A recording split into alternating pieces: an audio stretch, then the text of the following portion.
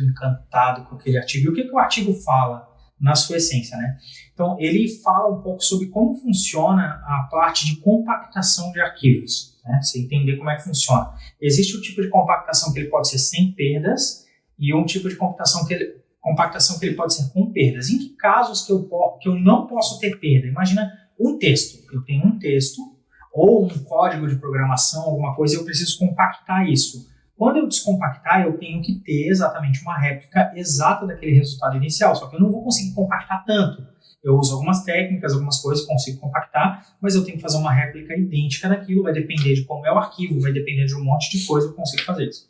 Mas em alguns cenários, não tem tanto problema eu perder um pouco da informação, né? É que nem, por exemplo, numa imagem, às vezes, se eu não tiver exatamente a informação de cada pixel, mas eu entender que aquele segmento é meio que uma cor parecida e transformar naquela cor, eu vou perdendo um pouquinho da qualidade da imagem, mas a imagem em si está lá. Tanto é que quando vai se compactando demais, a imagem ela vai ficando de um jeito super segmentado, as cores. Isso lembra muito naqueles vídeos em formato MPEG, né? Isso, super compactados, e aí tem aqueles artefatos assim, as áreas escuras ficam uns quadradões, assim, né? Perfeito. Às vezes você vai assistir algum streaming, algum serviço de streaming, a conexão de internet está ruim, ele cai a qualidade porque ele mostra uma versão ultra compactada da imagem.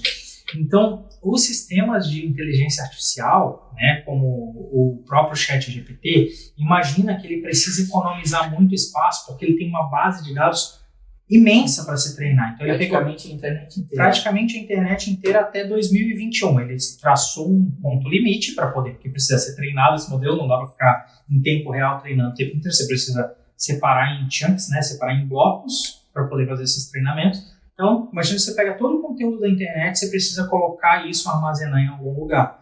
Então, você, na verdade, vai extrair features, você vai extrair a relação estatística entre as coisas. A relação estatística entre as coisas e vai salvar isso em algum lugar para depois extrair essa informação.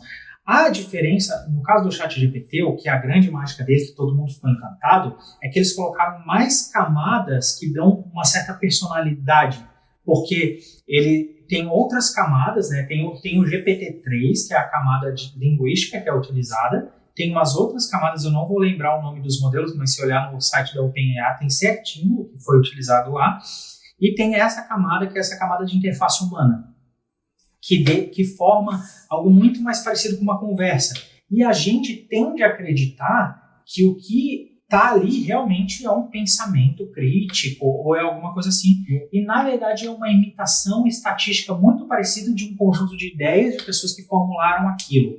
Ele não é efetivamente algo crítico em cima daquilo, mas sim uma probabilidade de se formar aquela frase. Então, um exemplo disso que ele dá no próprio artigo é, por exemplo, quando ele está falando de um tópico sobre economia, né? E aí sempre que falar de inflação, tem uma probabilidade muito alta de alguma coisa relacionada à alta dos preços dos produtos.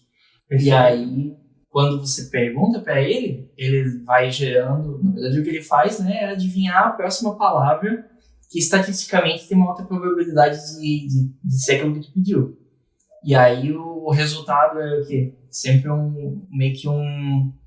ele está parafraseando meio que uma síntese da internet, né? Então ele sempre vem como uma resposta nova, e isso lembra muito como que um aluno que acabou de ler sobre o assunto, né, e aprendeu alguma coisa, vai falar nas suas próprias palavras. É meio que o que ele está fazendo, porque como ele está compactado, é isso, né? Como ele está compactado, ele não consegue reproduzir fielmente o que tinha lá na internet, mas ele consegue trazer um pouco da essência, né, na relação estatística, com o que você está pedindo. Isso cria a ilusão de que eles sabem das coisas. E aí vem a parte que a gente tende a confiar demais. A gente tem que cuidar com isso, né? Tem que cuidar com isso, porque na verdade, se tu for olhar ali por trás, se tu trocasse todas essas palavras e fossem palavras que tivessem na internet sem fazer sentido, ele ia replicar algo que não faz sentido, só que na mesma sequência probabilística.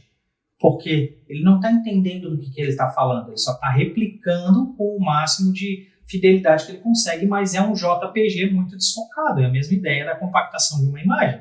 Ele vai te entregar pontos, né? Só que imagina assim, ó, uma imagem, você usa um conceito que é o conceito de interpolação, né? Qual que é o conceito de interpolação quando você vai pegar por exemplo, uma imagem pequena e expandir ela, tá? Imagina que você tem 4 pixels, um do lado do outro formando um quadradinho. Quando você vai fazer essa distância para ele aumentar essa imagem no dobro ou 4 vezes o tamanho, você vai pegar e vai distanciar esse pixel alguns pixels para o lado, né? Uns 2 ou 3 pixels para o lado. Você vai pegar esse dessa ponta e esse dessa ponta, ou seja, você vai afastar eles proporcionalmente para fazer essa ampliação da imagem. E ele precisa criar informação do que ele tem no meio do caminho, porque isso não está salvo, ele se perdeu essa informação. Então, tudo que o ChatGPT pegou da internet, ele tem salvo, sei lá, 1% daquela informação. Realmente, na base de dados dele, ele vai amplificar a partir daquilo. Então, imagina que esses pixels que você tem, que você vai ampliar para uma imagem muito maior, você precisa criar. Então, se esse pixel era preto e esse era branco, eu vou fazendo, e eu tenho 10 pixels de distância, eu vou fazendo 90%, 80%, 70%, 60%, até 50%, chegar na outra. Então eu faço mais ou menos uma estimativa do que estaria ali.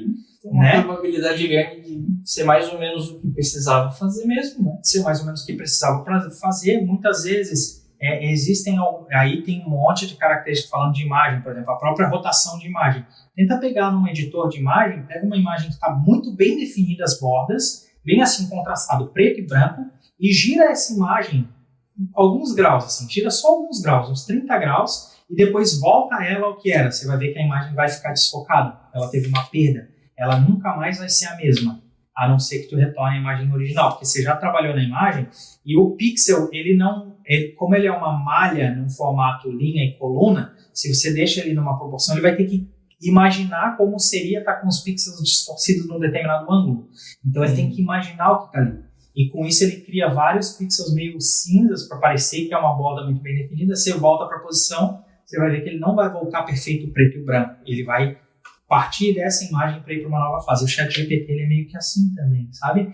Ele tem um conjunto de informações lá e ele tenta fazer uma replicação daquilo. Tem um exemplo que tem logo no início do artigo que é muito bom, que é o exemplo das máquinas fotocopiadoras da Xerox. Ele tinha uma máquina específica num laboratório, numa empresa de construção, né, construção civil, na Alemanha, que eles estavam fazendo cópias, né, de uma planta, e essas máquinas elas já eram digitais, elas já não eram mais as máquinas analógicas que utilizavam, né, o sistema de cilindro lá, com algumas coisas. Ela realmente escaneava aquela página digitalmente, só que pouco espaço de memória. Então, o que precisavam fazer? Como é que eu compacto essa imagem da melhor maneira possível? Então, ele utilizava uma técnica lá, que é agora não me lembro exatamente o nome da técnica, mas eles colocam lá no artigo, né? E essa técnica, ela compactava a imagem com perdas. Só que o que ela pegava? Segmentos da própria imagem que ela entendia que era a mesma coisa, então como se fossem carimbos, né? Então, ela pegava aqueles segmentos e salvava numa área da memória lá. Então, ela sabia que ela precisava replicar na área tal, aquela mesma imagem, tipo uma linha, ou um X. Sabia que naqueles lugares ela precisava replicar aquilo. Só que tinha, nesse exemplo que eles estavam dando, nessa planta tinham alguns quartos muito parecidos nessa planta de civil lá. Só que tinha diferenças nas medidas do quarto. Um era 17,840 e pouco, outro era 21, alguma coisa, e o outro tinha diferenças ali, né? Mas é escrito bem pequenininho, é difícil de ver a diferença. Exatamente. E aí, pelo fato de ser escrito bem pequenininho, de ser difícil de ver essa diferença, a máquina não conseguiu perceber essa diferença. A máquina copiadora, e ela entendeu que todos tinham uma medida lá de 17,840 e pouco, sei lá quanto é que fala, é mais ou menos isso, ou 18, alguma coisa, tem que rever o artigo. E aí, ele acabou colocando o mesmo valor para os 3 quartos. Né, para os 3 cômodos que tinham ali. O pessoal como que pegou a planta, olhou, comparou, caramba, como assim? Por que ele está fazendo isso? E aí chamaram especialistas e eles explicaram como é que funcionava a compactação de imagens, como fazer ajustes. Então, em outras palavras, o ChatGPT, ele é muito bom para quando você quer resumir alguma coisa, você tem um conteúdo que pede para ele resumir, quando você quer fazer informações que você pode contar com perdas e com informações que não são estritamente precisas. Ou ajudar em geração de insights e coisas que são mais livres, né? Perfeito. Menos específicas. Agora, você não consegue substituir uma busca exata que traz um artigo exato com uma consulta num buscador, por Se exemplo. você estiver buscando um fato, não é o ideal perguntar para o ChatGPT, porque inclusive ele tem a característica, assim como tu comentou da interpolação, ele tem a característica de alucinar fatos às vezes, né? Exato. Porque é justamente o ponto ali onde que perdeu a informação, ele vai tentar aproximar as coisas e vai gerar alguma coisa ali que, olhando o texto, parece certo. Porque a camada do ChatGPT que cuida da parte de comunicar com a gente é muito boa também, que é a camada logo de cima. Então ela forma textos muito coerentes, só que textos alucinados. Assim como agora estava vendo uma estatística que 90% dos alunos, pelo menos nos Estados Unidos, né, mas isso deve ser pelo mundo todo, 90% dos alunos já usaram o ChatGPT em algum momento, seja para ajudar a fazer um trabalho de aula e coisa assim. E normalmente ele acaba gerando textos que passariam para um aluno tipo nota 8, assim, tipo, não é perfeito, vai ter alguns erros e normalmente é muito comum o estudante, vai fazer o quê? Pega um conteúdo na internet, meio que copia, dá uma adaptada, né? Não necessariamente escrever o próprio conteúdo, né? Então fica até difícil um pouco de argumentar, né, contra. Porque às vezes o próprio modelo de ensino não é tipo, meio que pede para o aluno meio que replicar ou decorar as coisas, não necessariamente pensar. Né? Tanto que tem professores hoje que estão usando o ChatGPT ao contrário, né? Manda ele gerar um texto com um texto lá, e aí o trabalho dos alunos é o quê? Encontrar o erro no texto. E daí é bem mais interessante do que só entrega um trabalho pronto, né? Analisa o texto aí, né? Ou pega esses dois textos. Usa ao teu favor isso para poder... Isso, entende o que tem de errado ali, explica o porquê, né? E aí acaba gerando novos métodos de ensino, e aí isso provavelmente toda a parte de ensino vai ter que ser repensada por causa disso, mas provavelmente talvez com um resultado melhor até do que a gente tinha antes, porque sai um pouco daquela coisa mecânica, né? E usar a nosso favor, né?